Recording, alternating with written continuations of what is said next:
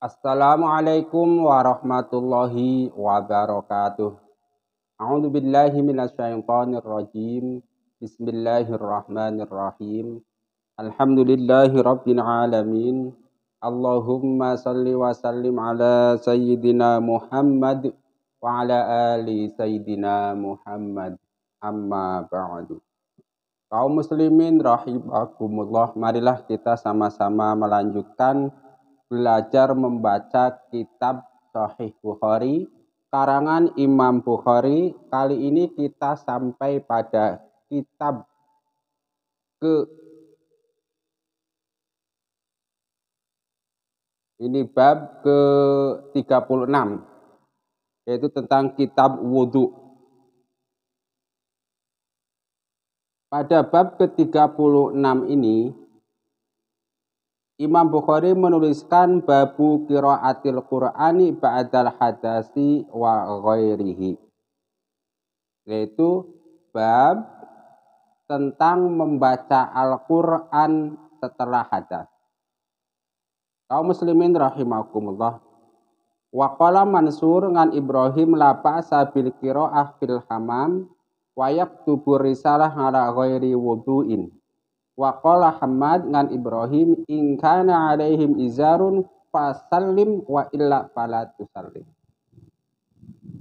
Kaum muslimin rahimakumullah, pada bab ini Imam Bukhari itu mau menjelaskan tentang 4 hal. Yang pertama tentang membaca Al-Qur'an tanpa wudhu. Jadi kalau ada yang tanya, membaca Al-Qur'an dalam keadaan hadas kecil boleh tidak? Jawabannya boleh. Kalau ada yang nanya, membaca Al-Qur'an padahal wudhunya sudah batal boleh tidak?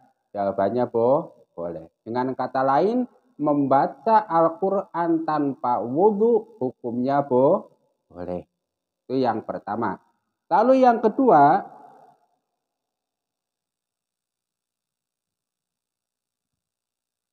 membaca Al-Qur'an di dalam kamar mandi hukumnya boleh tidak? Jawabannya ulama berbeda pendapat. Ada yang mengatakan makruh, ada yang mengatakan tidak makruh, ada yang mengatakan dengan syarat tertentu, ada yang tanpa syarat. Sehingga apa? Sehingga kita bisa mengambil pendapat yang menurut kita sesuai dengan konteks kita. Jadi kalau tidak terpaksa amat membaca Al-Qur'an di kamar mandi, sebaiknya jangan membaca Al-Qur'an di kamar mandi. Kalaupun harus membaca Al-Qur'an di kamar mandi, sebaiknya di dalam hati saja atau tanpa membawa Al-Qur'an. Kalaupun mau membaca, nggak jadi masalah, ikut pendapat ulama yang membolehkannya. Lalu yang ketiga itu menulis surat. Bolehkah menulis surat dalam keadaan berhadas kecil atau dalam keadaan tidak punya wudhu? Jawabannya boleh. Nah, kenapa menulis surat ini dibahas?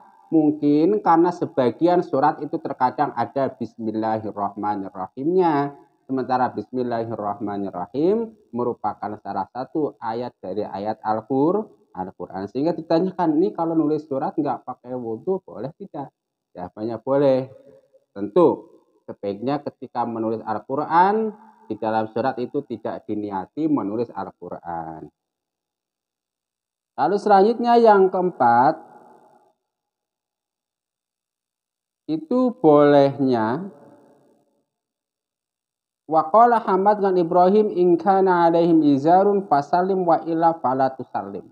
Dengan kata lain ini yang tadi ada syaratnya.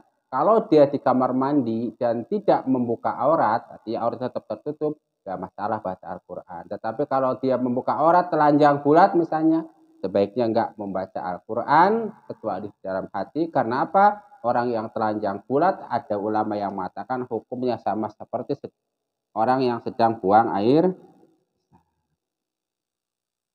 Nah, dalam bab ini Imam Bukhari itu menuliskan sebuah hadis yang di sini dikasih nomor 183. Saya bacakan.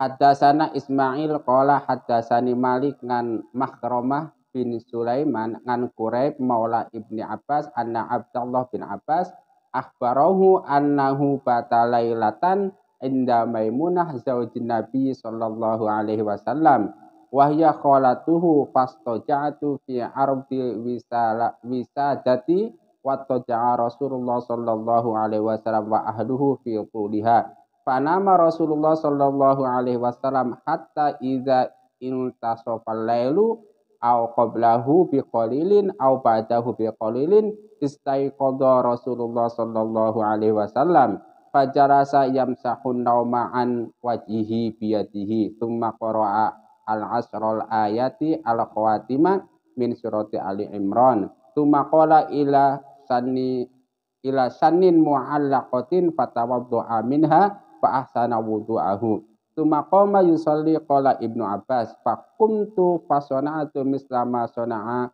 thumma dhahaba faqumtu ila jambihi fawadha'a yadahul yumna ala ra'si wa akhadha bi udhuni yumna yaftiluha fa shalla rak'atani thumma rak'atani thumma rak'ataini thumma rak'ataini thumma rak'ataini thumma rak'ataini thumma awtara thumma ittaja'a hatta atahul muadzinu faqama fa shalla rak'ataini khafifataini thumma kharaja fa shalla subha. Nah, yang menjadi dalil dari hadis ini itu adalah kondisi Rasulullah Shallallahu Alaihi Wasallam yang bangun tidur, beliau mengusap wajah menghilangkan kantuk, lalu membaca surat Al-Quran yaitu 10 ayat terakhir dari surat Ali Imran. Nah, ini menjadi dalil bagi ulama yang mengatakan bahwa membaca Al-Quran dalam keadaan hadas kecil atau tidak berwudu enggak jadi masalah. Buktinya Rasulullah Shallallahu Alaihi Wasallam bangun tidur langsung membaca 10 ayat terakhir dari surat Ali Imran. Tentu ini nanti dibantah oleh ulama yang tidak sependapat. Nah, itu dalil yang pertama.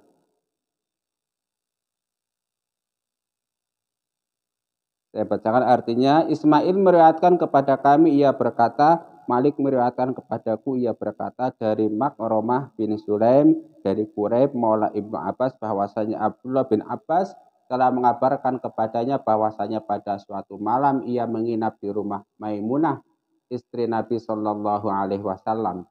Dia adalah bibinya, lalu aku tidur dengan posisi melintang pada bantal. Sementara beliau dan istri beliau tidur dengan posisi membujur. Kemudian Rasulullah Shallallahu Alaihi Wasallam pun tidur di tengah malam atau beberapa saat sebelumnya atau beberapa saat setelahnya. Rasulullah Shallallahu Alaihi Wasallam terjaga lalu duduk dan mengusap rasa kantuk dari wajahnya dengan tangan. Kemudian beliau membaca 10 ayat terakhir dari surat Ali Imran lalu berdiri mendekati sebuah tempat air yang tergantung. Beliau berwudu dengan sempurna lalu berdiri untuk mengerjakan sholat. Kemudian itu Ibnu Abbas berkata, lalu aku pun ikut bangun dan melakukan seperti apa yang beliau lakukan. Kemudian aku pun pergi menghampiri dan berdiri di samping beliau. Lantas beliau meletakkan tangan kanannya di kepalaku, lalu beliau memegang dan menjewer telinga kananku. Kemudian beliau sholat 2 rakaat, 2 rakaat, 2 rakaat, 2 rakaat, 2 rakaat, 2 rakaat, lalu sholat witir. Jadi jumlahnya itu 12 plus 1 witir, jadi 13. Setelah itu beliau berbaring hingga muadzin mendatangi beliau. Jadi kalau tadi sunnahnya sholat tahajud dan sholat witir, ya mulai. Lalu yang ini sholat qabliyah subuh. Setelah itu beliau berbaring hingga muadzin mendatangi beliau. Kemudian beliau bangun dan mengerjakan sholat 2 rakaat yang ringan. Lalu beliau keluar untuk mengerjakan sholat subuh. Jadi jelas dari ininya ya. Tentu banyak perbedaan pendapat para ulama di sini pada pembahasan kitab Fathul Bari karangan Imam Ibnu Hajar Al-Asqalani. Jadi singkatnya, bab ini menjelaskan tentang membaca Al-Quran setelah berhadas dan lainnya itu hukumnya boleh. Lalu membaca Al-Quran di kamar mandi, ingat kamar mandi bukan WC ya. di kamar mandi itu ada yang membolehkan, ada yang tidak, ada yang memakruhkan, ada yang tidak. Lalu menulis surat ketika dalam keadaan hadas kecil juga boleh. Lalu yang keempat, in kana alaihi mizanun fasalim wa ila fala tusalim. Jadi kalau ada orang di kamar mandi ketahuan dia tidak membuka aurat, kita boleh mengucapkan salam, dan yang di kamar mandi boleh menjawab salam. Tentu ini nanti ada perdebatan lagi, tapi ini garis besarnya begitu. Mudah-mudahan bermanfaat. Jangan lupa like dan subscribe channel ini. Rabbana taqabbal minna innaka antas samiul alim wa tub alaina innaka antat tawwabur rahim. Subhanakallahumma wa bihamdika asyhadu an la ilaha illa anta astaghfiruka wa atubu ilaik. Wa afa minkum. Wassalamualaikum warahmatullahi wabarakatuh.